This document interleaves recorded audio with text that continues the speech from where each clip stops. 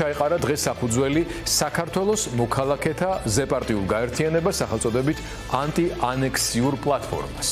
მის მიზნებს შორისაა რუსეთის საოკუპაციო და ანექსიური პოლიტიკის წინააღმდეგ სამართლებრივი, საზოგადოებრივი და მშვიდობიანი გზებით მოქმედება.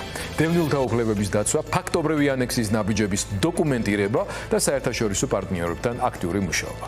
საქართველოს ტერიტორიების ოკუპაცია არ დასრულებულა, ის თანდათანობით ფაქტობრივი ანექსიის ახალ ეტაპზე გადადის. რუსეთი აფხაზეთსა და ცხინვალის რეგიონში პოლიტიკურ, სამხედრო, ეკონომიკურ და სამართლებრივ კონტროლს აძლიერებს, მაშინ, როდესაც საქართველოს ხელისუფლების დღის წესრიგში ოკუპაციის თემა სულ უფრო ნაკლებად ისმის და მშვიდობის რიტორიკა ხშირად რეალური საფრთხის მიჩქმალვის საშუალებად იქცევა.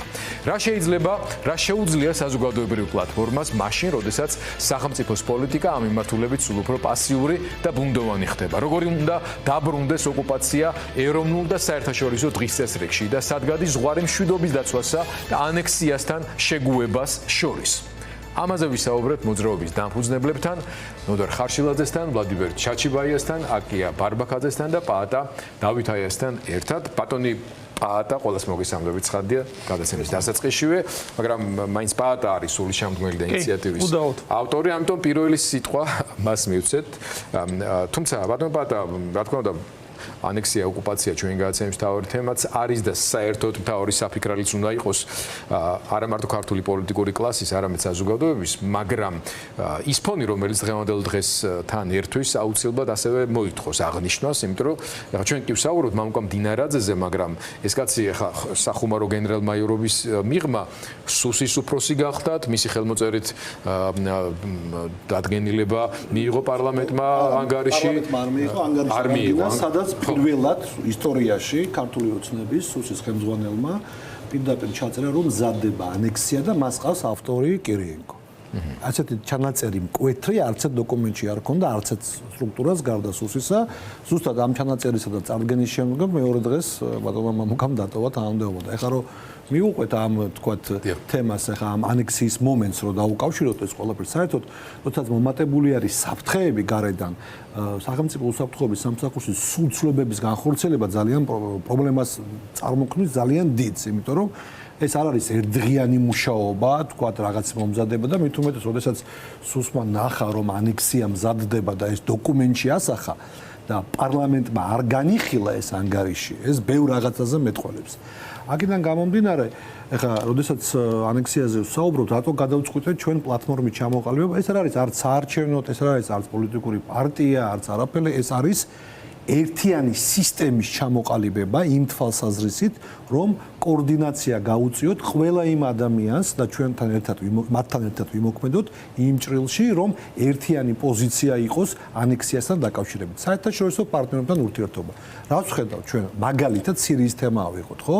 დღეს ვიცით ჩვენ, რომ თურქეთის ძალიან დიდი გავლენაა სირიაზე და ამერიკის შეერთებული შტატების, ევროკავშირიც და სირიას უკან არმია აღიარება აფხაზეთის, ხო? და ცხინვალის რეგიონის ევროკავშირმა ცალკე მდგომა გააკეთა განცხადება, თქვენ თუ არ წაიღებთ, მაგრამ საქართველოს მხრიდან ამაზე საუბარი არ იყო, არც მოთხოვნა იყო, ხო? თქვათ ევროკავშირის მიმართ, პირიქით ჩვენ მათ ვეომებით, ჩვენ მათთან არანაირი ურთიერთობა არ აქვს. აქედან გამომდინარე, მნიშვნელოვანი არის, რომ ამ კუთხით დავიწყოთ მუშაობა და ველაპარაკოთ თურქეთის წარმომადგენლებს, აქ დიპლომატიურ კორპუსს, ველაპარაკოთ ევროკავშირს, რომ მაქსიმალურად ყველა მექანიზმი ჩაერთვეს, რადგან ეს აღიარება წავიდეს უკან. ჩვენ ხედავთ, რომ ამ ფონზე, როდესაც ანექსიაზე ვსაუბრობთ, სრული სამართლებრივი ინტეგრაცია არის ოკუპირებული ტერიტორიების, საუბარია კანონმდებლობის ჰარმონიზაციაზე. ჩვენ ხედავთ, რომ საბაჟოზე დაიხარჯა მილიონები გამშვენ პუნქტზეა ლაპარაკი, რომელიც ენგურიცხიძე აშენდა და ფორმულა იყო ტელეკომპანია, რომელმაც პირველად ეს გააშუქა თავისი კადრებით. დრონით გადავიეთ. ხო, და ეს ყველაფერი მზად არის რისთვის? იმისთვის, რომ გზა გაიხსნათ. ამას ვიძახოდით, ჩვენ უცებ ნახეთ, რომ ნავთობპროდუქტები შევიდა. ჩვენ ნახეთ, რომ ეს ნავთობპროდუქტები გაურკვეველი ფორმით შევიდა, ხან ჰუმანიტარული დახმარება, ხან ხელშეკრულება. ნორმალური პასუხი ვერ გვაქვს ამ მიმართულებით. ჩვენ აგრეთვე ვხედავთ, რომ მიდის სრული მობილიზაცია შეიარაღებული ძალების სეპარატისტულების მხრიდან და მუქარები მოდის. ეხლა სერიოზულია ეს მუქარა თუ არ არის დრონების დაბომბაზეა საუბარი, ეს მუქარები არის. ჩვენ ვხედავთ, რომ კირიენკო დღესაც იმყოფება ცხინვალში, იმიტომ რომ ეს დღეებია, როდესაც მედვედევმა თავის ხელმოწერით აღიარებების წლის დავსავნიშნა. და ჩვენ ვხედავთ იმას, რომ ამ კირიენკოს ჩასვლა მოხდა 2 თვის განმავლობაში 4-ჯერ ცხინვალში, 4-ჯერ აფხაზეთში და პუტინი 3-ჯერ შეხვდა 2 თვის განმავლობაში სეპარატისტთა ლიდერებს ცხინვალის რეგიონში. ესე იგი ეს რაღაცაზე მიანიშნებს, რომ ასეთი ინტენსიურობით დაუშვათ პუტინი, რომელიც ომობს ჭყალებში მთელ მსოფლიოსთან, უცებ იცლის ასეთ რაღაცებისათვის, ხო? ეს ძალიან სახიფათო მომენტები არის. აგრეთვე ჩვენ ვხედავთ იმას, რომ ჩვენს ხელისუფლების პოზიცია არის სრული სიჩუმე. თითქოს და ეს რაღაც სხვაგან ხდება, არაფერი ისეთი არავის არაფერი არ ეხება. და პირიქით რაღაც ჰუმანიტარული საქმიანობით დაკავებული კონსტანტინე ოზგანის შვილთან ერთად კონსტანტინე ოზგანი, ვინც ისიც მთავარი სეპარატისტული idеოლოგია იყო, მამა idеოლოგიის და ეს ადამიანი იყო, ვინც ქართველებს დაუპირისპირდა 90 წლის. აქედან გამომდინარე, აი ამ ფონზე, ჩვენ პოლიტიკოსები, ექსპერტები, მედიის წარმომადგენლები ყველა ცალ-ცალკე ვაშუქებთ რაღაც. ხო, ყველა რაღაცა ცალ-ცალკე ვლაპარაკობთ. ეხლა ჩვენ ვიფიქრეთ, რომ მოდი ეს ერთიანი გავხადოთ, რომ თელმა საზოგადოებამ დაინახოს და განსაკუთრებით რუსებმა, რომ აქ არის წითელი ხაზები, სადაც რა პოზიციაზეც არ უნდა იყო, რა პოლიტიკური პარტიის წარმომადგენელი არ იყო, რა იდეოლოგია არ უნდა კონდეს, აქ ყველა ვართ ერთიანი, რომ მათ არ კონდეთ სურვილი ანექსიის განხორციელების და ანექსიის განხორციელება ზოგიერთი პროპაგანდისტი ხელისუფლების მაინც ანექსირებულია, მე მოვისმინე ესეთი რაღაცები, მაინც ანექსირებულია და რა არის აქა. თავი პრობლემა რა არის, იცით, ღმერთმა არქნას და მართლაც რო ანექსია მოხდეს, იმ დღესვე დადგება დემარკაციის საკითხის საზღვრების. თბილისი სენაკის ავტომაგისტრალი შეიძლება ჩაიკეტოს. არანაირი ფოთისპორტი, არანაირი ანაკლები მშენებლობა, არაფერი არ იქნება, ხო? ამიტომ ჩვენ ვხედავთ, როცა ხელისუფლებიდან სიჩუმეა, გადაუწყვეტეთ რაღაც მოქმედებები, იგივე სისხლის სამართლებრივი დევნის საკითხების დაყენება ჩვენს პარტნიორებთან, სეპარატისტთა ლიდერების და სხვა მიმართულებით, რათა ეს თემა გახდეს აქტუალური. მინდა აქვე ხაზზე გავუსვა, რომ ეს ბატონო გიორგი არის ღია პლატფორმა, ჩვენ ვაწარმოებთ კონსულტაციებს პოლიტიკურ პარტიასთან, პოლიტიკურ ჯგუფებთან, ჩვეულებრივ მოქალაქეებთან, ექსპერტებთან, ჟურნალისტებთან, ბატონი ირაკლი ტაბლიაშვილი შემოგვიერთდა, ბატონი კახა გოგიძე, რომელიც არ იმყოფება დღეს საქართველოში და ღიად შემოგვიერთდა ამ თემაში, იმიტომ რომ ყველასთვისაა, ოცნებასაც მოუწოდე, პირდაპირ ვიძახი, რომ ოცნება ხო ეს ქვეყანა ხო ყველასია, ხო? ეს ხო მათი პრობლემაც არის, ხო? აქედან გამომდინარე, რომ აი ამ წითელ ხაზებში ჩვენ ყველა რო ვიყოთ ერთი. დღეს რა თქმა უნდა ეს მოწოდება დარჩება, დარწმუნებული ვარ ამაში, იმიტომ რომ უკვე მოვისმინე გარკვეული განცხადებები იმასთან დაკავშირებით, რომ თითქოს და ჩვენ დაგვავალა აგენტურა, რა ვიცი ხა, ჯერ არ გვიწორებს მასონები და ილუმინატები და რაღაცათაც უბედურება, ჯერ აგენტურის დონეზე ვართ, რომ დაგვაბალეს რაღაც მოქმედება. როდესაც ვიძახით, რომ ყველასთვის კარი ღია და ამ ფონზე ზოგიერთი წარმომადგენელი ამას ლაპარაკობს, სასაცილოა ეს ყველაფერი, ხვდებით? თუმცა მოულოდნელი ნამდვილად არა. არა, მოულოდნელი არა, მაგრამ მე დარგისნოთ ისეთ გულუბრყვილ ადამიანებად და მით უმეტეს პოლიტიკური გამოცდილების, რომ ეს მოულოდნელი არ ქონოდა, თუმცა თქვენგან სრულიად გასაგებია ეს მიდგომა. ღია კარი ყველასთვის. ჩვენი აუდიტორიის ბევრი წარმომადგენელი, რომელიც გვიყურებს თავად იმ ფრაზაზე, რომ მათი ცხოა ეს ქვეყანა და როგორ შეიძლება ამას გული არ შეტკივოდეთ, იქ წითელი ენთება ბევრს, იმიტომ რომ შენი თუ ეს ქვეყანა ძალიან ბევრ რაღაცას ასე არ უნდა აკეთებდე, როგორც ახლა აკეთებ, მაგრამ. ნოდარა, გამოხმაურებებთან დაკავშირებით ოდნავ მოგვიანებით, როცა შემდეგ სტორებთან გადავალ, გაჩვენებთ ერთ ქარი ასახული თქვენ და მე დამოკიდებული. და შემოვინახე ეს რატომ გაჩნდა აუცილებლობა ამ პლატფორმის ფორმირების. მეტიც როცა გავრცელდა დილიდან ინფორმაციას, გამოჩნდა, ბევრს გაუჩნდა ისეთ შეგრძნება, რომ ეს არის რაღაცა ახალი პოლიტიკური მოძრაობის ან პარტიის, მათ შორის ჩემმა კოლეგებმა მკითხეს ირაკლიო, ანუ ტაბლიაშვილი, ჩვენი კოლეგა წავიდაო პოლიტიკაშიო? დიდად გასაკვირი არ იქნებოდა ხა ასე რომ მოხდეს, არავის არ აღვგრძალიან, მაგრამ ეს არ არის პოლიტიკური პარტია, თუმცა სიტყვა პოლიტიკური მოძრაობას ნაწილობრივ შეიძლება მოძრაობა არ დავარქვათ, მაგრამ პლატფორმა არის, იმიტომ რომ თუ კი ჩვენ ქვეყნის ტერიტორიული მთლიანობა არის ნომერ პირველი თემა და საკითხი, რაზეც ყველა უნდას რომ ამაზე უფრო პოლიტიკური საკითხი ბუნებაში არ არსებობს.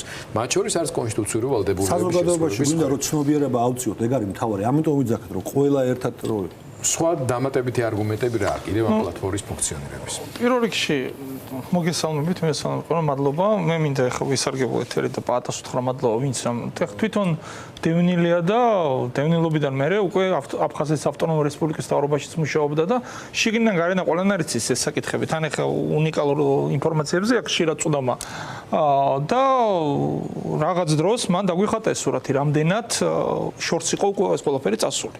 რაც აღნიშნა, რაც იყო საფუძველზე, ანუ ზედაპირზე ეს ჰარმონიზაცია, როდესაც სამხრეთ ოსეთის ავტონომიური ოლქის კანონმდებლობა გახდა როგორც რუსული სუბიექტის კანონმდებლობა და მე მის შიდა წყაროები, რომელიც იმას მუშაობდნენ, კირიენკო მუშაობს. როდის მოაწერს ამას პუტინი? ხა ორი ნაბიჯი დარჩა, ხო? დუმის რატიფიკაცია, პუტინის როდის იზავნა, არ ვიცით. მაგრამ ყველაფერი შესრულებული. შესაბამისად, ეხლა გვართ კრიტიკულ მომენტში, იმიტომ რომ არჩევნებია ოქტომბერში შეიძლება გავუწყდეს, ხო, რუსული დუმის. და პუტინს დიდი არაფერი სატრაბა ხო არ აქვს. შესაბამისად, ერთი კიდე ცერემონია გეორგიევსკის იმაში დარბაზში, რომ ჩვენ აგერ ტერიტორიები შემოვიერთეთ და რუსეთი ისო ფართოვდება. შეიძლება ჩათვალო ღირს. იმ დარბაზს რო გეორგიევსკის ქვია, ეგეც სიმბოლურია. ციებს აღძრავს ჩვენ. ხო, ეს ერთი, მეორე. ნებისმიერი ქვეყნის სუვერენიტეტი იზომება მისი ხალხების, მისი ერის შესაძლებლობით დაიცვას მის ტერიტორიულ მთლიანობა. თუ შენ ამას ვარ იცი, სუვერენიტეტი სახელმწიფო ვერ ახარ და ვერც იქნება. შესაბამისად, ეს მუხტი გვინდა ჩვენ გავაჩვენოთ. ჩვენ თუ ვაპირებთ საქართველოს მოქალაქეები, ქართველები და სხვა ეთნიკური ჯგუფები რომ ავაშენოთ ერთიანი სახელმწიფო, უნდა შეგვიძლიათ მისი დაცვა და პირველ რიგში ხა დაცვას არ ითვალისწინებს მანდამე ტანკებს და იარაღს. დაცვას აქვს ძალიან ბევრი განსაკუთრებით დღევანდელ სამყაროში და ხშირად არც ითვალისწინებს ამას. ამ შემთხვევაში საუბარი არის აბსოლუტურად მშვიდობიან მიდგომაზე. ამას მინდა ძალიან მკაფიოდ ხაზი გაუსვა, რომ არანაირ ასე ვთქვათ რაღაც მოწოდებებზე რომ ძალოვან იმაზე გადავიდეს ეს ყველაფერი, ამას საუბარი არ არის. პირიქით. ეხლა რუსეთი როგორ იქცევა? რუსეთი იქცევა ძალიან ისე ხულიგანი ბავშვებით, ხო? თუმცა სადღაც გაიხა უკრაინასთან ძალიან ჩაუვარდათ, ხო? ყველაფერი და გაჭედილებიან. შესაძლოა დღეს რუსეთი ისე ძლიერი როგორც 5 წლის წინ იყო, ნამდვილად არ არის. განსაკუთრებით ეს გამოიხატება მის უსტეში დიპლომატიურ და საერთაშორისო არენაზე. სანქციები ადებს ვერავისთან ვერ დალაგდა ის ქვეყნები, ვინც ტრადიციულად იგივე გერმანია, ხო, იგივე საფრანგეთი, იყვნენ ასე ვთქვათ, ასე თუ ისე მის მიმართ სიმპათიებით აღჭურვილებს ცდილობდნენ იტალია, ხო? მაგრამ რაღაც დღეს აბსოლუტურად მეგობრები აღარ დარჩა. ბოლო მათი ასე ვთქვათ ერთ-ერთი მოკავშირე ვინც იყო ბატონი ვიქტორ ორბანი საერთოდ წასულია ხო უნგრეთის პოლიტიკიდან ხო პარლამენტის კი არ შევიდა იმდენ წასული არ არის მაგრამ ახლოს არის ხო მდინარაძესგან შორს არ არის ხო და მოკლედ აქედან გამომდინარე შენ უნდა დაუწესო ფასი რუსეთს ის მაინც ალბათ მოიქცევა ისე როგორც ვთვლი საჭიროდ მაგრამ შენ თუ ფასი დაუწესე დიპლომატიური მათ შორის და ფასი დაუწესე საზოგადოებრივი მან შეიძლება რაღაც ეტაპში ჩათვალოს რომ ადმასკოვიას უბნის ხელა ერთ-ერთ პატარა ტერიტორიის შემოერთება შეიძლება არ მიღერდეს რა მათ რა და მოდი გადავთებ და იყოს თუ მას ფასი არ აქვს ამაზე არანაირი თუ ეს უფასოა მით უფრო მომხიბლავი გახდება ამ ნაბიჯის გადადგმა. თუ შენ გაუძვირებ ამ ფასს, მით უფრო გადადებს და გაწელავს ამ პროცესს. შესაბამისად, ჩვენი მიზანი ზუსტად ის არის, რომ როგორც ეროვნული, ასევე საერთაშორისო ჩართულობით გარკვეული საფასური დავკიდოთ ამ ყველაფერს, რუსეთის რომ იყოს. დღეს ახლა რა ხდება საერთაშორისო, ხა მე ხშირად და ბოლო პერიოდი მომისმენია ამაზე საუბრობთ კოლეგებთან ერთად. ჩვენი ხარდაჭერი ქვეყნები, ვინც ამ საკითხს ლობირებენ, ევროკავშირი, ამერიკა. გვეუბნებიან, რომ ჩვენ მეც ვლაპარაკობთ ამ თემაზე, ვიდრე თქვენო. და ეს უსასრულოდ ეს ვერ გაგრძელდება. თქვენ თუ არ დაიწყეთ ამ თემას თქვენ თუ ლაპარაკობთ ჩვენ ჩავთვლით რომ თქვენთვის ეს თემა აღარ არის მნიშვნელოვანი და ჩვენ პოლიტიკურ კაპიტალს ძალიან ღიად იყო ეს გზავნილი დაფიქსა ჩვენ პოლიტიკურ კაპიტალს აღარ დავხარჯავთ ბატონო კირო შესაბამისად თუ ხელისუფლება არ ლაპარაკობს ამაზე ჩვენ გვინდა ვანახოთ ასევე ჩვენ პარტნიორებს ქართული ხალხი ლაპარაკობს ამაზე აი ხა როცა გისმენდით ერთის მხრივ უცბად მომინდა მეთქვა რომ ეს არის ორი სახელმწიფო პოლიტიკა რუსეთის არ გაღიზიანების როგორც მინიმუმ რომ ნეგატიური ინტერესი არ გამოიწვიონ მათ მიმართ ამიტომ საერთაშორისო დონეზე ტერიტორიული მთლიანობის აღდგენის თემატიკას არ წევენ აქტიურად სწორედ იმისთვის რომ პირდაპირ რუსეთს უნდა დაეჯახონ ხო ეხლა ეს რამდენად გამართლებულია ეს პოლიტიკა სხვა რამეა მაგრამ უცბად მომევიდა თავში აზრი რომ შეიძლება თავად ისინი ესე აქტიურად არ მონაწილეობდნენ ამ პლატფორმაში მაგრამ ნორმალური სახელმწიფოსა და მართლობის პირობებში შეიძლება ჩათვალო რომ მოდი რა მე კი რაღაც რისკებს დავაზღვევ მაგრამ აი ამათ ხელს შეუწყობ იმისთვის რომ მათი მეშვეობით ისე გააქტუალურდეს ეს თემა და ეს საკითხი რომ ის ჩვენი საერთო მიზანი ნაწილობრივ მათი აქტიურობის მეშვეობით მაინც დაბალანსდეს მეტი არა ჩემი ინტერესს მაგრამ კითხვით გადავდივარ ერთი წამით კი ბატონო ამას დავამატებდი რომ ძალიან სწორი ისა ჩვენ რო ჩვენით არ გაგვიკეთებინა წესით ქართული ოცნება საფარქვეში აკადემიური წრეების დემს გამოყენებით თვითონ უნდა აკეთებდეს ამას რაც შენ თქვი ხარა აკეთებს ამას გაჩვენებთ გამოსახულების სახით მინდა ვთხოვო ჩვენს რეჟისორს რა ჩვენს ბატონო გენერალო იმედის ქარდმა არ დააგვიანა ასე ვთქვათ და სხვა აქ არ ჩანს ვლადიმერ ჩაჩიბაია რატომ იმიტომ რომ დაბნეულები არიან არიციან იგრამია წერონ ეხა ახლოდან ვერ ხედა უბრალოდ შორს არის ვერ ხედავ მაგრამ წარწერები მინდა უბრალოდ რომ კი აიხლავე გაგაცნობ ინსვალი არ მოგაკლებთ მაქსიმუმ უნებას როგორ ხართ მოხსნილი მე ყველაზე ნეიტრალურად ხოთა შორის ხო ესე იგი ნუ ნუ ირაკლიზე ტაბლიაშვილზე ფორმულა სამყარო გასაგებია ოპოზიციის აქტივისტმა კაცი პარტიის თავმჯდომარეა პაატა დავითაიამ ნაცმოძრაობის აქტივისტმა აკია ფარვაკაძემ და ოპოზიციის ექსპერტი კიდე კაირავი ნოდარ ხარშილაძემ და ნუ ამა ჯობია ხა მას მოკლედ ნაცმოძრაობის აქტივისტი ბატონი ვლადიმერი ბატონი გენერალი არ არის ჯერა გამოსახული მაგრამ ცოტაც მოიწვიეთ ბატონი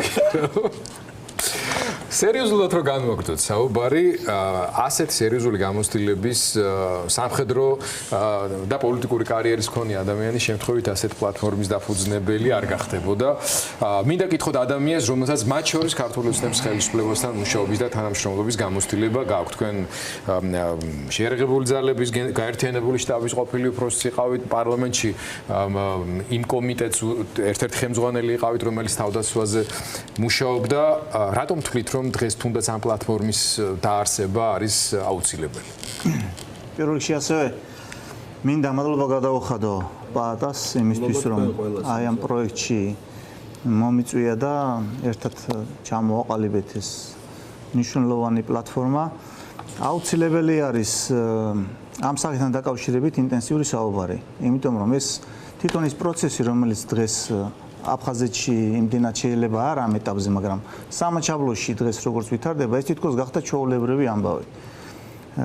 აი ეს განწყობა თითქოს რომ ეს ტერიტორიები მაინც დაპყრობილია, რომ მაინც რაღაცა და ეს ესე არ უნდა იყოს. ჩვენ მაქსიმალური დისკომფორტი უნდა შევქონოთ და მაქსიმალურად უნდა შევძლოთ ინფორმირება ჩვენი საზოგადოების, საერთაშორისო თანამეგობრობის, რომ დღეს მიუხედავად იმისა, რომ რუსეთი კვლავ აგრძელებს, მიუხედავად თავისი აგრესიული პოლიტიკისა უკრაინაში, მაგრამ ის ყოველთვის იცლის საქართველოსთვის. ჩვენ აი დააკვირდით აი ამ გადატვირთული უბრალოდ ამ დაბალანსების პოლიტიკის ნაწილში ქართულმა ოცნებამ მართლა ბევრი გააკეთა იმისთვის, რომ რუსეთთან გარკვეულწილად დარეგულირებული იყოს საკითხი, მაგრამ რუსეთის მხრიდან მესიჯი რა არის?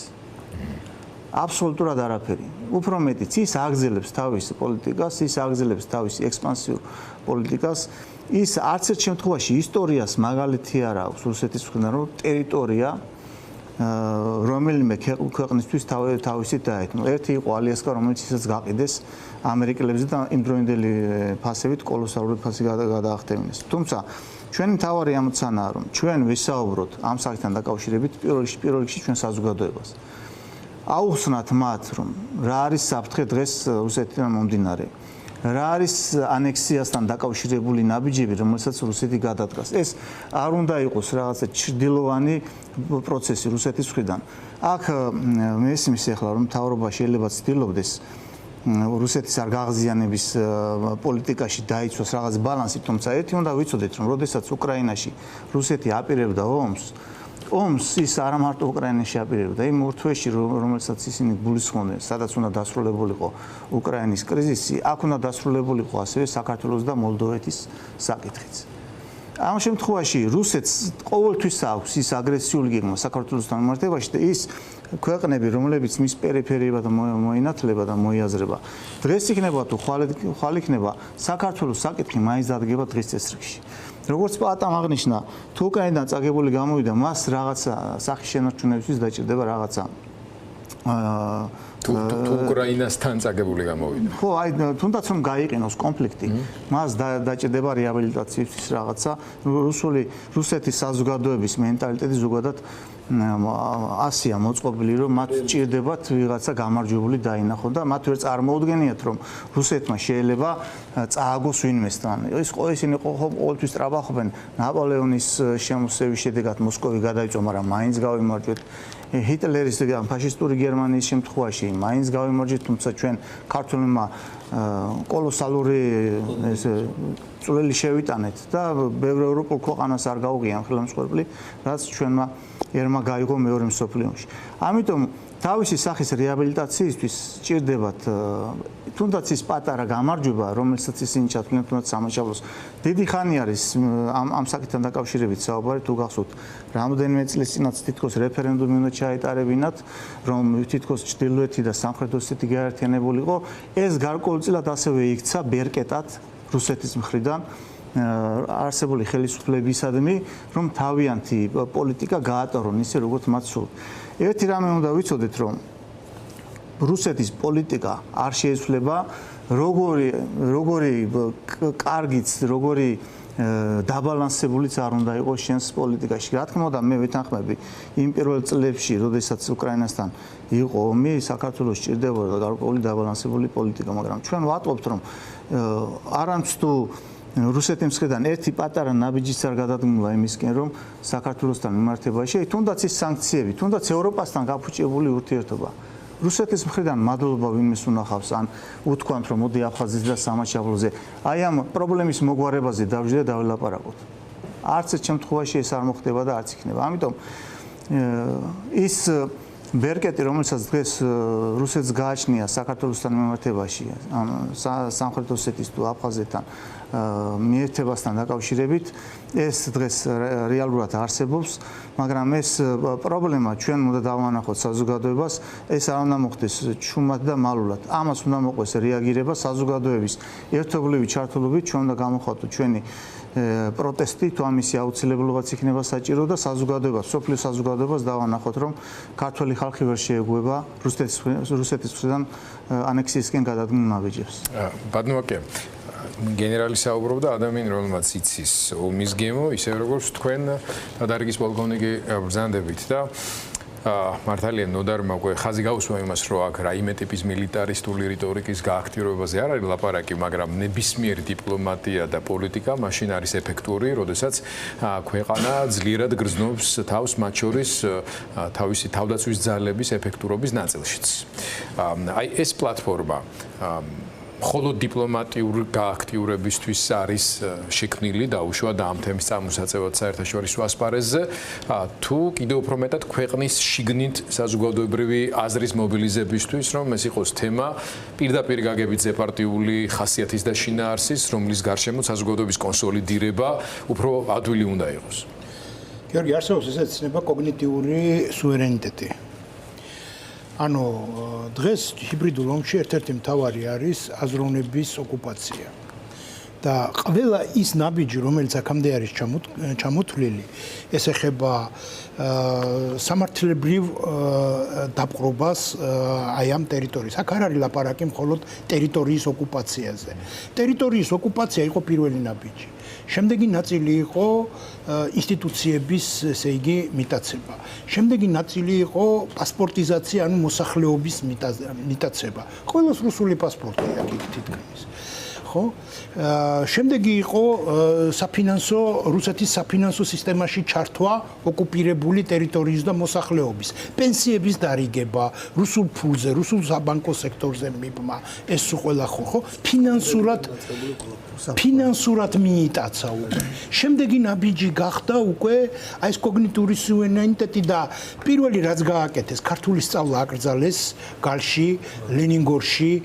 ქართული სწავლა არის, ესე იგი, ну ახალი გორი ეს ლენინგორი ძველი დასახელი ახალგორში ქართული ესე იგი წიგნები აუკრძალეს ანუ რეალურად რას ამზადებენ ხვდებით ქართული გვარებით არაქართველებს გიზდიან უკვე და ეს როდემდე უნდა გაგრძელდეს რამდენი ათწლეული უნდა გაგრძელდეს ეს ესე იგი არ გაღიზიანების პოლიტიკა და რას უნდა შევეგუოთ ჩვენ რომ მოწყვეტა ხდება მთლიანად პირველ რიგში როდესაც ჰიბრიდულ ომზე არის მეოთხე განზომილება არის ადამიანის გონება ადამიანის გონებაზე მიდის ყველაფერი გაშინებენ მავთულხლართებს გიბავენ ესე იგი გართმევენ საძოვრებს გართმევენ იმას რა ქვია საქონელს ჩვენ ახლა ლაპარაკობთ ჯერ ოკუპირებულ ტერიტორიაზე წარმოიდგინეთ აქეთ რას აკეთებენ და იქ რას უშვებიან ხალხს ისინი ადამიანები არ არიან ჩვენ ვალდებულები არა ვართ ჩვენ მოსახლეობაზე ვიზრუნოთ ან იმ ტოლვილებზე ბოლო-ბოლო ტერიტორიებზე ვლაპარაკობთ სად არის აქ ის მოსახლეობა აყრილი ათეულათასობით ადამიანი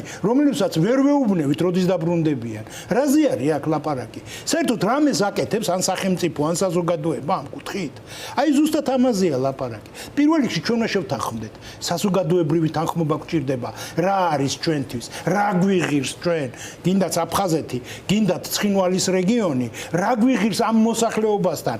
აქეთ იმაზე გამყოფ ხაზის აქეთ და გამყოფ ხაზს იქით მყოფ მოსახლეობასთან რა პოლიტიკა უნდა შევიმუშაოთ?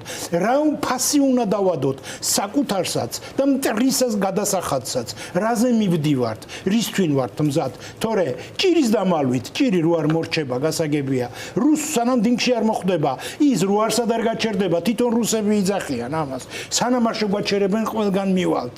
და აქ ხო არ არის ლაპარაკი მუშტებით შეჩერებაზე, აქ ხო არ არის ლაპარაკი იარაღით შეჩერებაზე. გასაგებია ეს ყველაფერი. ჩვენი სასროლი უკვე აღარ არის. იმას იქ ესვრიან საცასაჭიროა. იქ ავიწროებენ როგორც საჭიროა.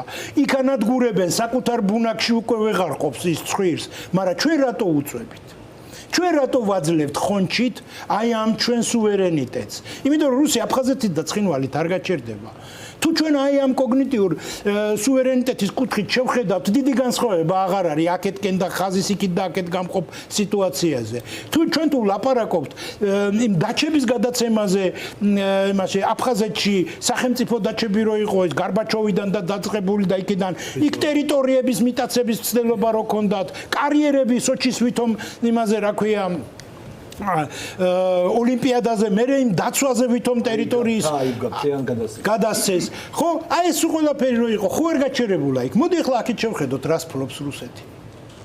ეს კოგნიტიური სუვერენიტეტი კი არ ჩავიხვიე, კაცო. თუ მტერი უნდა დავარქვათ, რატომ ვყიდულობთ მის ზეთს? ყველა სუპერმარკეტში რატოა რუსული ზეთი? რა ქართული ზეთი უფრო ძვირია?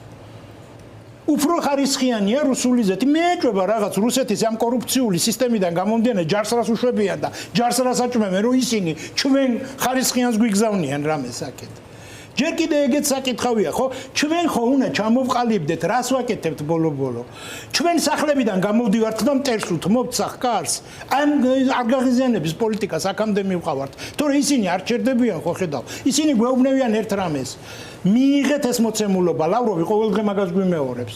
მიიღეთ ეს მოცემულობა. ნოვი რეალია. ახალი რეალობა. და ის ახალი რეალობა სადმე მიბმული არის?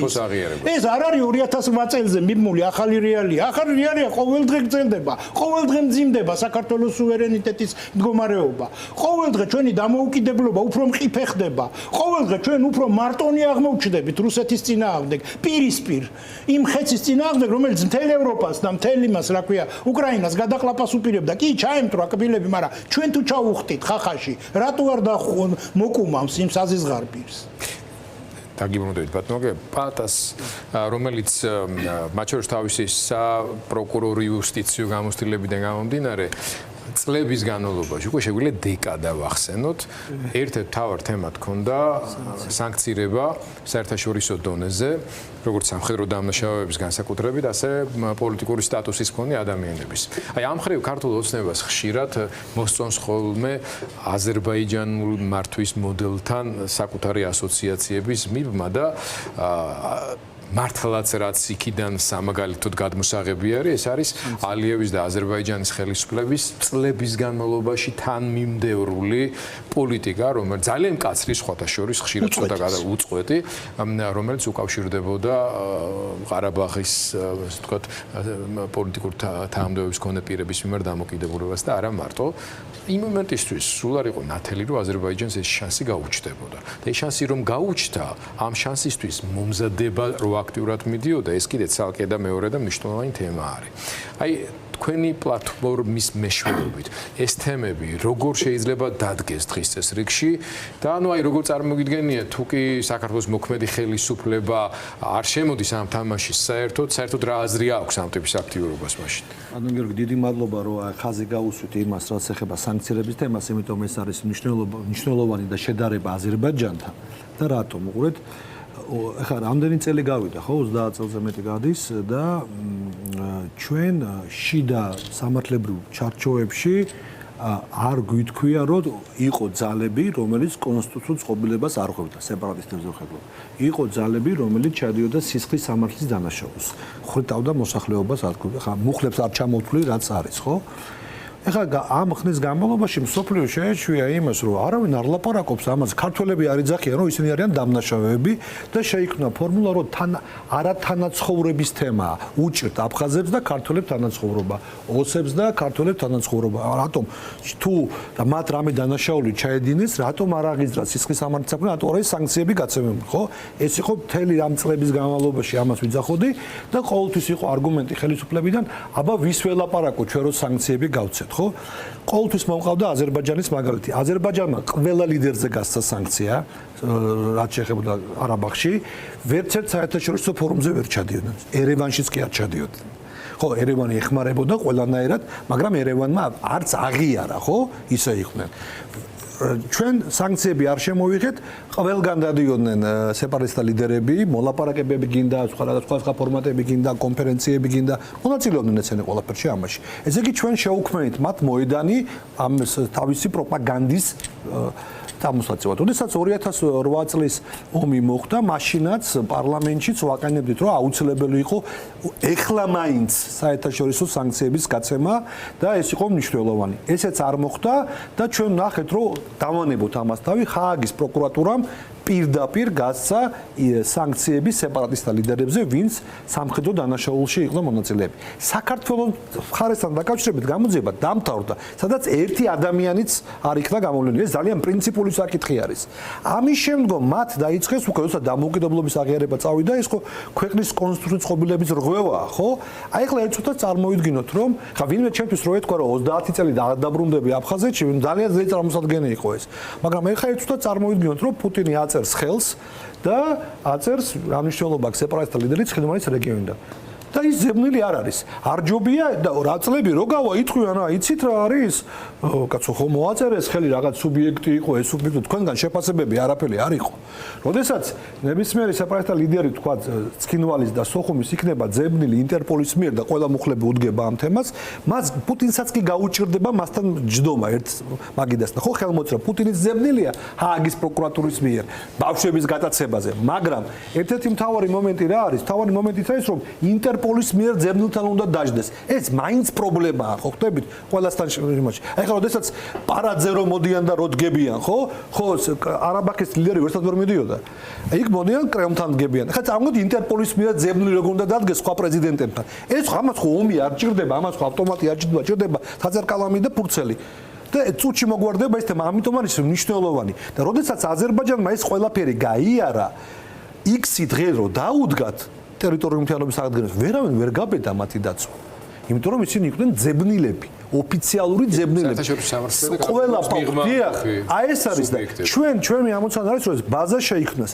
დღეს ვიძახი, თქვა, აი მკითხვას რომ დაუბრუნდეთ, თქვა, როგორ ხედავთ? მე ვხედავთ იმას, რომ ჩვენ უნდა განვახორციელოთ ზეწოლა დიალოგის გზით ხელისუფლებასთან და პირდაპირ თქვა, რომ ეს გასაკეთებელი, ეს არის პრინციპული საკითხი, მით უმეტეს უკრაინის ომის შემდგომ. ეს ხო ნათლად გამოჩნდა, ეს უკვე ამის გატანა არაფერი არ არის, მაგრამ შენ გენერალური პროკურატურის დონეზე აღწერე ეს საქმე. გააკეთეს სანქციები. საქმე აღძრულია უბრალოდ ბრალი არ არის რავინ წაგანებული. ერთადერთი სანქცია, რომელიც გაიცა მთელი საქართველოს პროკურატურის ისტორიაში სეპარატისტების წინააღმდეგ, ეს იყო აფხაზეთის პროკურატურამ გასცა შამილ ბასაევზე. როდესაც რუსეთში ზებნილი არ იყო, მაგრამ ანზორ მოაწერა ხელი. მეტი სანქცია გაცემული არ არის. აი ეს ძალიან მნიშვნელოვანი საკითხი არის. სამართლებრივი შეფასება და სამართლებრივი ბერკეტების გამოყენება ამ მიმართულებით, ხო? დღეს ჟენევაში ჩამოდის ის ადამიანი და იძახის, რომ უბრალოდ თავ დაუსხმელობაზე ისე ყველაფერზე გთხოვენ ხელმოწერას, ხო სწორია? თვითონ აფხაზების რაც ხედავენ, იცით და იგივე ოსები, რომ ჩვენი ლიდერები გმირები არიან, ქართველები განდევნეს, მოკლეს, ტერიტორია მithვეს, პასუხისმგებლობა ნოლი აქვს. ეს ახალგაზრდა თაობა ხო ხედავს ამას. ეხლა წარმოვიდგინოთ, რომ ახალგაზრდა თაობა აფხაზეთში და ცხინვალში ხედავს, რომ ის ლიდერები, ვინც ამათ ჩადიოდნენ, ჩაკეტილები არიან, ვერსად ვერ გადიან, ძებნილები არიან. ახალგაზრდა რომელიც იზრდება, ის დაფიქრდება, ხო ხვდებით? რომ მე მინდა ევროკავშირში ცხოვრება, მე ძებნილთან არ მინდა ცხოვრება. მე მინდა ნორმალური ჯანდაცვა, მე მინდა ნორმალური განათლება, ხო? ეს ხო აფხაზეთის და ცხინვალის ხო ორივე ევროკავშირის ნაწილი ხდება, ხო სწორია? ახლა თავდაუსხმელობაზე რომ ვლაპარაკოთ, ჩვენ ძალიან კარგად ვიცით ევროკავშირი რა არის.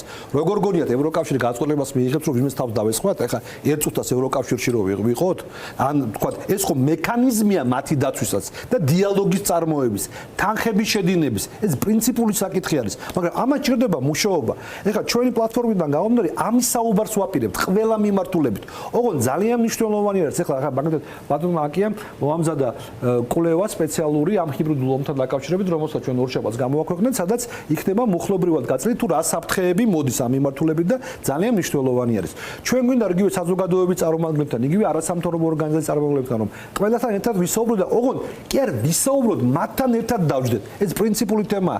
როგორც გააკეთა აზერბაიჯანი, როდესაც პირველი თემა იყო, თქვა ყარაბაღი, დღეს პირველი თემა უნდა იყოს ცხინვალი და სოხუმი. ეს არის პრინციპული საკითხი. მადლობა ბატონო პატა, ნოდართან გადავალ შემდეგი შეკითხვით. აქ რამდენჯერ იქნა ახსენები განსაკუთრებით ხაზგასმულად ბატონო ვლადიმირმა თქვა, რომ შესაძლოა რაღაც ანა გიორგი ბოდიშვიხტი აზერბაიჯანს დავამატე. აზერბაიჯანის გენერალური პროკურატურის კონსულტანტი ვიყავი სანქციებთან დაკავშირებით. როდესაც ეხებოდა. აი გული როდესაც ამას ვაყენებდი, ხო ცხინვალი გამოცდილება. ხო და ჩავედი და ის მისმენდა და რაღაც გამოცდილება აი ამაზე მწყდება გული რა. იქ ისმენდე აქ ქარდზე რაც წერია. და ზუსტად ამ კონტექსტის გათვალისწინებით შეიძლება რაღაც ეტაპზე ჯერ კიდევ სანამ გაურკვეველი იყო ასე თქვათ დიდი გეოპოლიტიკური ბალანსის დინამიკა ახლა გარკვეულია. იქ არ ნიშნავს რომ ხვალ ომი დამთავრდება უკრაინაში და რუსეთი ჩამოიშლება. ჩვენ ყველა ეს საფრთხე ძალიან დეტალურად უნდა გავაანალიზოთ და მართლაც სიფრთხილები უნდა ვიყოთ ამ პროცესში, მაგრამ სიფრთხილით არ უნდა დავკარგოთ ის, რისთვისაც ეს სიფრთხილე გვჭირდება. ეს არის სუვერენიტეტი, ტერიტორიული მთლიანობის აღდგენის პერსპექტივა და იმ ხალხს არ უნდა დავკარგოთ იმის იმედი, რომ როდესმე საკუთარ სახლებში დაბრუნდებიან, რომლებიც ყაჩაღებმა და ეთნიკური წმენდის ორგანიზატორებმა ეს ტერმინი მე სპეციალურად ვახსენებ, რომ ეს საერთაშორისო დოკუმენტებში აღიარებული ფაქტი არის. ასე ვთქვათ, რომ სამართლიანობა ამ მხრივ აღდგება.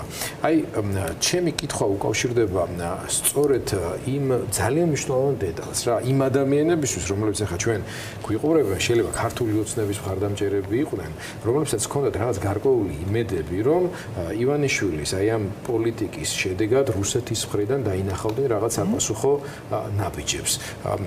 მეტიც ამ საპასუხო დინამიკის მიუხედავად, მათ შორის განსაკუთრებით 24 წლის საპარლამენტო არჩევნების მთავარი თეზისების, მთავარი დაპირებების, ბოდიშების ხთვის და ასე ვთქვათ, პროაქტიული იყო ამ მხრივ ივანიშვილის და ეხლა ავალებდნენ თავისი ჩვევა გათვლა ქონდა თუ იძულება, ამას შევეშვათ.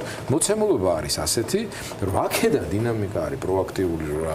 რუსულმა დიპსტეიტმა დააბრალა იქ ჩვენმა ამერიკულმა დაგვავალა აქ. ხო, ევროკავშირის საბოტაჟირებისთვის, ნუ ნატო ხო საერთოდ აქ უცხოეთისა და დასავლეთის მტრატო აცხადებდა ასე შემდეგ და იმადგან არის, რომ მადლობა, კაი ბიჭები ხართ, აი არ არის მართალი ის, რომ იმად რეაქცია არა, როგორ ლავროვი გამოდის, ახაროვა გამოდის, ტიპები კებადინებაში ყავდა რაღაცა, ხო? აი საქმე არის ზუსტად იმაში, რომ საწინააღმდეგო დინამიკა. კირიენკო, მე მგონი, რა ვიცი, ჩვენც ვიცით და ბევრი მაინც ის, მაგრამ შეიძლება ზოგმა არ იცოდეს და პუტინის ერთ-ერთი მთავარი თანაშემწეა, ასე თქვა, ერთ-ერთი ყველაზე გავლენიანი ფიგურა არის. ყოფილი პრემიერ-მინისტრი იყო, შიდა პოლიტიკის კირიენკო, რომელმაც წარადგინა FSB-ს დირექტორად პუტინი. ყოფილი პრემიერ-მინისტრი კირიენკო. მართალია, სოხუმში დააბადებული და გაზრდილიკია, მაგრამ მოსკოვის ელიტის წარმომადგენელია და მოსკოვის რესტორანში არ სადილოს, მე მგონი ისე ხშირად ბოლოს განმავლობაში, როგორც სოხუმის ანაპიროზე თავისი ბინა დაიბრუნა სოხუმში. არის ეგ. ანუ ფაქტი ახლა თვალს თუ არ დახუჭავდა, ყურებს არ დაიგმანავა, ასე ვთქვათ, შეუძლებელია ეს დინამიკა არ შეამჩნიო რა და როგორ ფიქრობთ ამ შემთხვევაში რუსეთი რა პოლიტიკას მისდევს და აქ რა შეიძლება ფიქრობდნენ ადგილობრივ საქართველოს მთავრობაში? მადლობა ძალიან კაი კითხვისთვის. დიდი მადლობა ჩემ კოლეგებს, ძალიან კარგი კომენტარები იყო აქამდე და ახლა ნებისმიერ პოლიტიკა, განსაკუთრებით საგარეო პოლიტიკა, კიდე საშინაო, უნდა ეფუძნებდეს პრაგმატიზმს.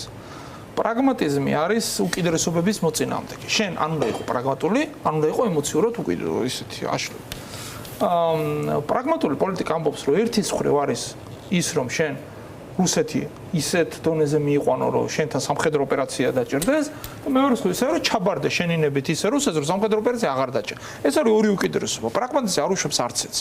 ერთის მხრივ, რა თქმა უნდა იმუშაო რუსეთთან ისე, რომ შეამცირო შენი საფრთხეები თავისთავად, მაგრამ მეორეს მხრივ პრაგმატიზმი გაძლევს იმაზე ფიქრის საშუალებას, რომ რა დათმო აქ და რა არ დათმო. ხო? შენ შეიძლება არ შეუერთდე საერთაშორისო სანქციებით. მით არ გააღიზიანო რუსეთი, რაც შენს ეკონომიკურად შეიძლება არ იყოს სამგებიანი, ხო?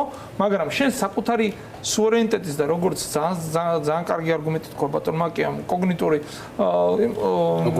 ოკუპაცია სუვერენიტეტი, შენ თუ დათმე შენი იდეა მაშინ რუსეთი მიზანს მიაღწევს, ხო? ანუ არ გაჩერდებიან მართალი, არ გაჩერდება ის რუსეთი, იმიტომ რომ მისი დიდი მიზანი საბჭოთა კავშირის აღდგენა, კი უკრაინაში მოხდაკული, მაგრამ სხვანაირად შეეხება. ეხლა შენ თუ გაყევი ამ გზას, შენ ბოლო-ბოლო ევროპის კავშირის მაგურად აღმოჩნდები ევრაზიის კავშირში. და ისო პრაგმატულად შევხედოთ. ამ ევრაზიის კავშირში რო არის სომხეთი, აღარ უნდა გაქცევას. შენ რა გინდა ხე იმის მაგურად რომ იმასთან რა ქვია, გერმანიასთან, საფრანგეთთან ერთად კავშირში ყირგიზეთთან და ბელორუსიასთან ერთად აღმოჩნდა. ანუ აი ეს რეალობები. ამასთან ერთად პრაგმატული პოლიტიკა ჩვენ გვეუბნება შემდეგს. იყო ძალიან ბევრი მცდელობები ქართული ოცნებიდან, რომელიც თქვენ ჩამოთვალეთ, ხო? შევრიგდეთ ბოდიშები რაღაც. ამას მოყვარა 2025 წლის სექტემბერს ლავროვის ძალიან ცნობილი განცხადება. არანაირი დათმობა არ იქნება. შემდეგ უკვე გამოვიდა ეს ამბავი გარეთ, თუმცა რა მოხდა? მოხდა ის, რომ ქართული ოცნების წარმომადგენლებმა დაიწყეს აქტიური მუშაობები რუსეთის რუსეთი დიდი ქვეყანა და ბევრი დაჯგუფებები აქვს ძალების, ანუ არის პუტინი და შემდეგ პატრუშევის ჯგუფია, ლავროვის კრემლის სხვადასხვა კონტურები. ხო, რა, ძალიან ბევრი კონტური ყავს მას ხელისუფლებაში. ერთ-ერთი მაშინ და ნუ აი ესე უთხრეს პირდაპირ და იმათაც ახლა ბოდიში და გოიმი ნახეს და უთხრეს რომ კი მიდითო. თუმცა ისინი არ ყვნენ საგარეო პოლიტიკასაც. მე როცა ეს ყველაფერი ეს შეპირებები მივიდა ლავროვთან, რომ უთხრეს რომ იცი რა ქართველები ამას აკეთებენ, მაგრამ ჩვენც რაღაცა შევპირდეთ. იმან უთხრა გამორიცხულიო, იმიტომ რომ მეორე საგარეო პოლიტიკა ახლა უკრაინა მაქვს სავაჭრო, მაშინ ტრამპთან იწყებოდა ეს უკრაინას და ჩვენ ახლა ვერავის ვერაფერს ვერ დაუთმობთ პირდაპირ თქვა. იმიტომ რომ ჩვენ ახლა დაუთმობთ იუნესო, მე უკრაინაში ბევრს დაგვათმობინებინო და ეხა კომპრომისზე წასვლა გამორიცხულია, ამიტომ დაიკეტა საქართველოს საკითხი. აი ეს ეხა ამის გათვლა რომ ესე მოხდებოდა, ამას არ ჭირდება რაღაც პოლიტიკური გენიოსობა, მაგრამ შეიძლება იყო პრაგმატული. სადღაც კი ბატონო ნუიზავ ისე რომ საფრთხე გაიძლიო, მაგრამ სადღაც უნდა სხვადასხვა მეთოდებით, ჭკვიანური მიდგომებით ბატონო გიორგი, რომ იცი წინასწარ რუსეთი არაფერს არ დაგითმობს, ის მაინც უნდა გააკეთო, რომ არაფერი წაგართვას დამატებით, ხო? აი ეს ორი ის არის.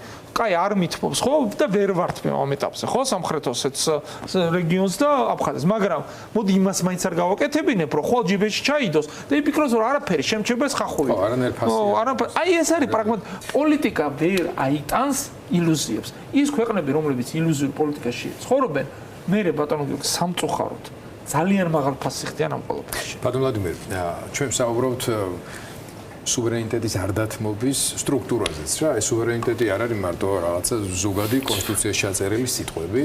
ამ სუვერენიტეტის მნიშვნელოვანი ნაწილი არის საქართველოს თავდაცვის ძალები, ჩვენ შეიარაღებული ძალები, ჩვენი სამხედრო და ჯარისკაცი ოფიცერი და ასე შემდეგ.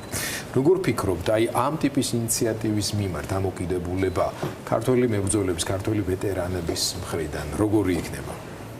ვიდრე თქვენს დასმულ კითხვას გავცემდე პასუხს, მე მინდოდა უბრალოდ ერთი ისეთი საკითხი გამიზიარებინა თქვენთვის. ანუ ყველაზე დიდი შიშიმი რაც მაქვს დღეს, რის გამოც დავთანხმდი ამ პლატფორმაში მონაწილეობის მიღებაზე არის ის, რომ რუსეთის მხრიდან ეს თუ დავაკვირდებით, მიდის ეტაპობრივი პროცესი. და რა პროცესია ვსაუბრობ? ზოგადად თუ გაიგიათ ასევე ესეთი რეფლექსური კონტროლი არსებობს რუსეთის სპეცსამსახურებმა 60-იან, 70-იან წლებში შექმნეს ეს მიდგომა, ამას დიდი ქვეყნები დღეს ფაქტიურად ძალიან აქტიურად იყენებენ. ანუ ეს რას აკეთებინებს ადამიანს?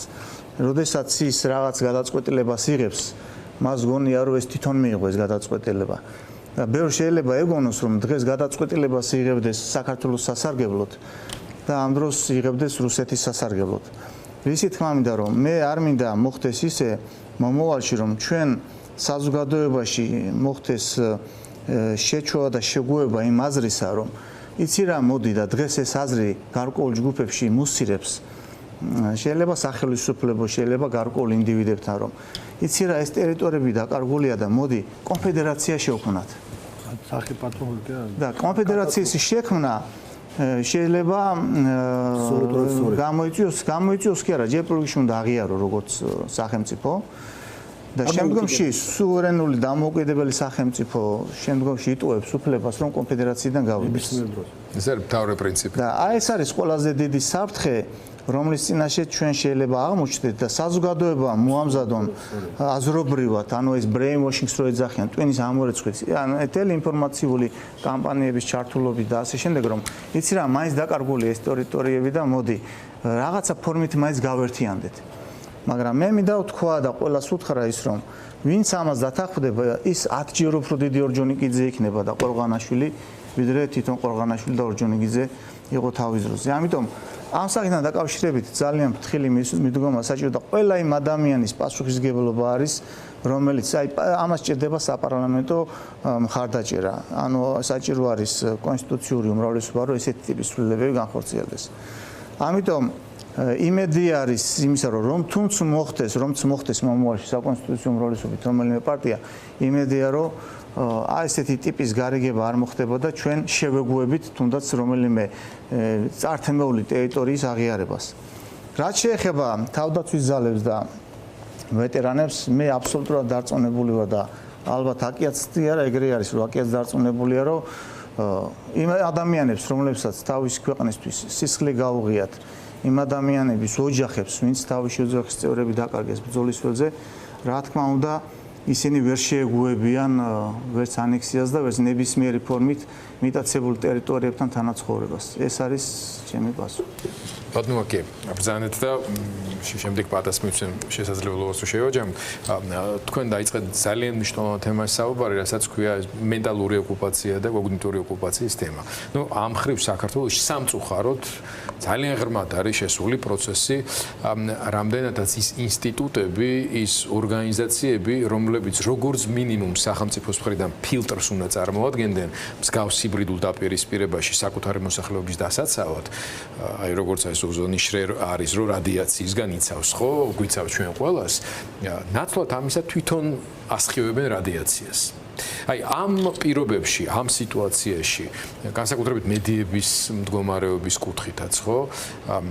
რა ნაბიჯები უნდა გადაიდგას? აი ეს მაგიდაც ახლა რაღაც გარკვეულწილად არის ამისი მცდელობა, ზუსტად რომ ბატონ ლადოც აქ არის სრულად განსხვავებული ისტორიის, პროფესიული კარიერის, სხვადასხვა სახელისუფლებო თუ არა სახელისუფლებო, ესე ვთქვათ, გამოცდილების მქონე ადამიანები ხარ წარმოდგენილი აქ ყველა არ არის, იქ კიდევ იყვნენ სხვა საინტერესო ადამიანები, ნიკა ვაშაკიძე იყო, მამუკა გამყრელიძე, სრულიად სხვა დიპლომატიური გამოცდილების საგარეო საქმეთა, ხო, ესეც აი ამ რაღაცა ერთობის მრავალფეროვნების შტაბ-შტილებას ნამდვილად ქმნის, მაგრამ რაღაცა კიდევ არის საჭირო იმისთვის, რომ აი რაღაცა შიდა პოლიტიკურ ტექნოლოგიურ ოპერაციებს მიღმა ხალხმა დაინახოს, რომ მართლა ძალიან დიდი საფრთხის წინაშე ვდგავართ და შეიძლება დადგეს გამოუსწორებელი შედეგები უკვე, რომლის შემთხვევაშიც უკვე გადაბრუნებული ურმის პირობებშიც კი შეიძლება უკვე გზა ვეღარ გავიგნოთ. პირველ რიგში მე შემთხვევით არ ვახსენე 9 აპრილი. აი 9 აპრილის სიმძიმის დონის არის ეს პრობლემა. იმიტომ რომ იცით რა, ამის გატარება უკვე რაღაცა წითელი ხაზი არსებობს და ეს არის ზუსტად წითელი ხაზი რა. სუვერენიტეტს ვკარგავთ მთლიანად ქვეყნის. არა ნაწილი, რომელიმე ტერიტორიის.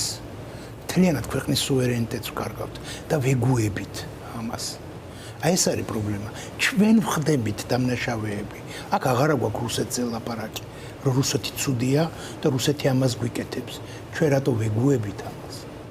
ამაზეა ლაპარაკი. და რატო ვიტყუებთ თავს? ჩვენ ხო ვიცით, რომ დღევანდელი დღით ცხოვრება არ არის ცხოვრება, ეს არსებობა. და ჩვენ ვეუბნებით, რომ არსებობა არის ცხოვრება. ამას უდებთ მოსახლეობას. ჩვენ ვიცით, რომ პერსპექტივა არ აგვაქვს იზოლაციით. მაგრამ მაინც იზოლაციას ვაკეთებთ. ჩვენი დუმილით, ჩვენი არ დანახვით, ჩვენი არ გაღიზიანებით, ჩვენი პასიურობით და ბოლოს ეს რომ სახში შემოგვივიდა უკვე ეს პრობლემა. მე რას ვეტყვით? ჩვენ შვილებს, ჩვენ თავებს, რას ვეტყვით, რომ ვერ დავიცავთ? ჩვენ სუვერენიტეტს, ჩვენ ქვეყანას რო ვერ დავიცავთ. არავითარ შემთხვევაში საბჭოთა კავშირის აღდგენას რუსეთი არ აპირებს. რუსეთი აპირებს იმპერიის აღდგენას, უფრო აგრესიული იმპერიის აღდგენას. არავინ არ ლაპარაკობს იმას, რომ აფხაზს ჩვენი ქვეყნის მოქალაქეებს, აფხაზებს და ოსებს აიძულეს უკრაინის იმაში ომში მონაწილეობის მიღება, რომელსაც სპეცოპერაცია დაარქვეს. აი ვითომ სათამაშო ხელშეკრულებებით ურთიერთდახმარების ის ვალდებულება, რაც აქ კიდეს მოსკოველები კი არ გაუშვეს, პეტერბურგელები კი არ გაუშვეს იმ ომში. აქედან წაიყვანეს და სავსეა სასაფლაოები. იქ დაღუპული ჩვენი მოქალაქე აფხაზებით და ჩვენი მოქალაქე იმით და მეცაც გეტყვით. რომ ლაპარაკობენ აქ რაღაცა ომით არ დაბრუნების თემაზე პირიქით, იქიდან დასვეს ჭანჭიკი, რომელიც დაგვემუქრა 1000 დრონით გაგვანადგურებდა მთლიანად და დემონსტრაციულად დრონები გადასცეს. მეცაც ვიტყვი, გავჩუმდით ყველანი, რომ ესე იგი სამხედრო საზღვაო ბაზები გახსნა იქ რუსეთმა, რომ გამოიყვანა, ანუ უკრაინის ომი საქართველოს ტერიტორიაზე პროექცირება გაუკეთა. ამიტომ ამაზე ჩვენ არ ვლაპარაკობთ. არ მსჯელობთ და რა გონიათ იცით აი როგორც თავის დროზე გაგრა დაიკარგა და ეს იყო წინაპირობა სოხუმის დაკარგვის და საზოგადოებამ რეაქცია არ მისცა გაგრის დაკარგვას ეს იგივეა დღეს რომ რუსის ბაზა არის და ის ფაქტობრივად უკვე სამიზნეა დღეს ოჩამჩირე სამიზნეა და უფლება აქვს ყველანაირი უფლება აქვს უკრაინას იქ ჩაატაროს ის დარტყმები რასაც ჩვენ ახლა ვხედავთ რუსეთის ტერიტორიაზე და ეს ხო შემთხვევითი არ არის იცით რა ხდება ელემენტარულს გეუბნებით. იქ რო PVO სისტემამ, ანუ ჰაერსაწინააღმდეგო სისტემამ, იქ რასაც ხედავთ ნახევარზე მეტი ის დრონები რო ვარდება, იმ სისტემის ასხლეტილი დრონები ეცემა იქ რაღაცეებს რუსეთის ტერიტორიაზე და ზუგდიდში რო წამოიღოს, რა სიტყვიან ესენი? უკრაინამ ჩვენ დაგვბომბაო? ამას ვიტყვით და მამას რას ეთქვის? მამა შვილს რატომ მომიკვდა შვილიო? ზუგდიდშიო. იმიტომ რომ ხმა არ ამოვიღე თავის დროზეო? იმიტომ რომ არ გავაპროტესტეთ, რას მიქვია ჩვენ ტერიტორიაზე, რა რუსის ბაზები აუწყდათ. ერთი წერილის დაწერა რა იყო? გაეროში ღებულებენ რეზოლუციებს რუსეთმა გაიყვანოს ოკუპირებული ტერიტორიიდან. ესე იგი, საოკუპაციო ჯარები და აქ ქართველები არაფერში არ მონაწილეობთ. მეცაც გეტყვით, ვაძაგებთ ევროპელებს. იმათ ვინც იბრძვის იმისათვის რომ აქედან ზელენსკიმ შეიტანა საკითხი დეოკუპაციის იმ ტერიტორიების უკრაინის, მოლდოვას და საქართველოსი და საქართველოს ხმა არ ამოუღია და ჩვენ რა ვფიქრობთ? სხვები რატო ომობენ ჩვენ და რა დავიმსახურეთ ესეთი? და რისი იმედი გვაქვს? შეიძლება იმის იმედი აქვს, რომ ჩვენი ზედმეტი ძალისხმევისა და რისკების გაწევების გარეშე არ არსებობს. მაინც რომ რუსეთი დაემხობა და დამასდება ოპტიმისტური მართლმადიდებლობაზე ლაპარაკობენ. ისედაც ეგ შედეგი ილორის მონასტერს აქ ძალიან დიდი მნიშვნელობა ჩვენ ქრისტიანობაში, ხო? ხახვი დაადგეს თავზე და ამაზე იძახენ რომ ერთმორწმუნე რუსეთია ჩვენ. წაგვართვეს ყველა ეკლესია. პროფესიად არ გააკეთეს. წაგვართვეს ყველა ეკლესია, გადაათეთრეს ყველაფერი. მოჯობთ ერთი რუსული ანდაზა, ეხლა ბოლომდე არ ვიტყვი როგორი, მაგრამ აზრი ესეთია რომ სხვის ხარჯზე 60-ში შეხვიდე რა, ანუ მუხლებში ჩაუჯდე და 60-ში შეგიყვანოს. დაახლოებით ეხლა ეგრე აღწერთ თქვენ ქართულზე პოზიციას. მე შევდივარ იმ მათგანში და ვცდილობ, მაგრამ ხო, ნუ იქ სპეციფიკებია რა, ეგ ასეც კი არ უყურებენ, პადა ბრძანება და დავუსწრებ. ყოველ შემთხვევაში არ ეწყინებათ.